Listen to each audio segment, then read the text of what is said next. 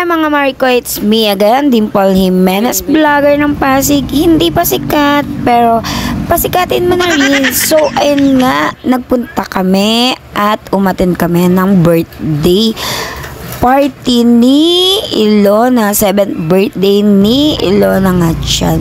So, ayun nga, malapit lang naman yan sa amin. Sa Greenwoods lang sila nakatara. So, ayan nga, nasa tricycle kami ng mga time na yan. Ayan, ang mga ate at si Biko. So, dumating na kami dito kila Ilona. At ayan nga si Ali, ang kanyang mami. At, ayan, ang kanyang mami. Ayan, si Ilona at si Biko. Friend yan silang dalawa. Madalas yan silang naglalaro sa classroom namin kapag ka nandun silang dalawa.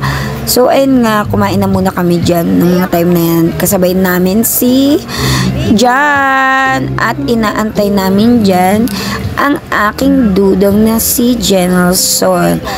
At ayan ang ate Bella ni Ilona. Nagkita-kita na naman silang tatlo. At ayun na nga, andyan na nga ang aking dudong at pinakain ko muna siya.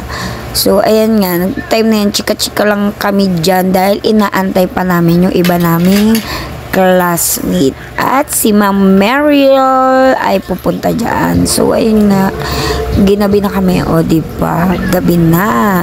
Pero wala pa rin sila. Ayun. At ayan na nga, si Ma'am Mariel, kumakanta na nga siya. Dumating na sila ni Abby Girl dyan. Pakinggan mo si Ma'am Mariel kumanta. Ayan na siya. So, ayun lang mga madam. Babush!